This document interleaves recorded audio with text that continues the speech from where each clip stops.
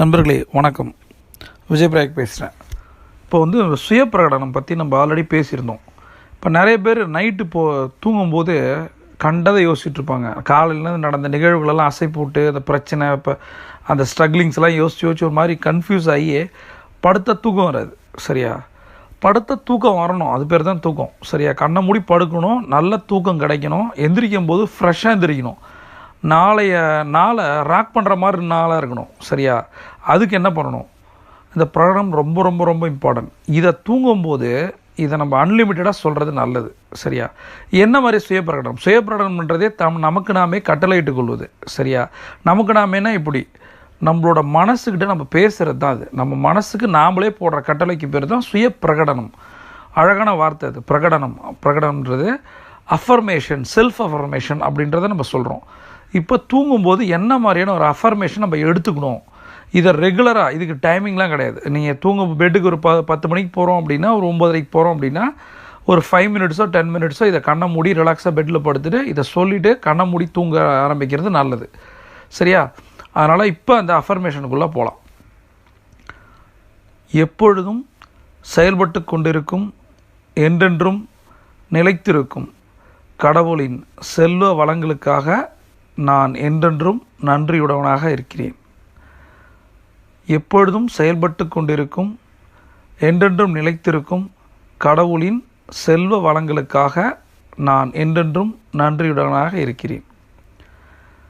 எப்பொழுதும் செயல்பட்டு கொண்டிருக்கும், என்றென்றும் நிலைத்திருக்கும் கடவுளின் செல்வ வளங்களுக்காக நான் என்றென்றும் நன்றியுடனாக இருக்கிறேன்.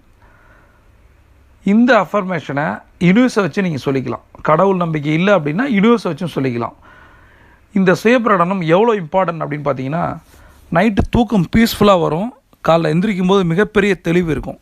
இது இவ்வளோ நேரம் தான் சொல்லணும்னு கிடையாது. என்னை பொறுத்த வரைக்கும் தூக்கம் வர்ற வரைக்கும் இதை சொல்லலாம். ஒரு 5 நிமிடமோ 10 நிமிடங்களோ கண்ணை மூடி இதையே திரும்ப திரும்ப நம்ம ரீவைண்ட் மோடில் போடும்போது, நம்ம மைண்டு அசை போடும்போது நிம்மதியான ஆழ்தூக்கம் வரும். அந்த தூக்கம் நமக்கு நிம்மதியை கொடுக்கும். காலைல எந்திரிக்கும் போது ஒரு அட்டகாசமான ஒரு புது நாளை எதிர்கொள்கிறதுக்கு மனசுக்கு ஒரு தைரியம், தன்னம்பிக்கை, துணிச்சல் கிடைக்கும். அதனால் இந்த செல்ஃப் அஃபர்மேஷனை நீங்கள் என்ன பண்ணணும் அப்படின்னா, நீங்கள் உங்கள் வாய்ஸில் ரெக்கார்ட் பண்ணி ஒரு ஆடியோ ஃபைலை வச்சுக்கிட்டு திரும்ப திரும்ப கேட்கணும். சரியா?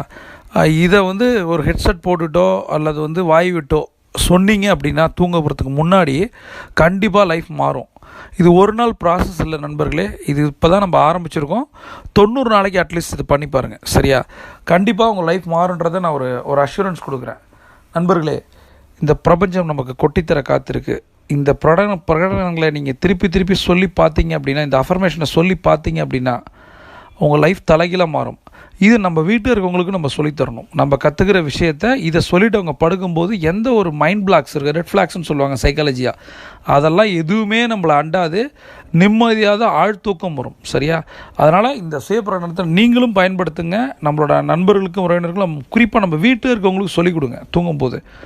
சரியா நண்பர்களே? Have a great day. See you on top.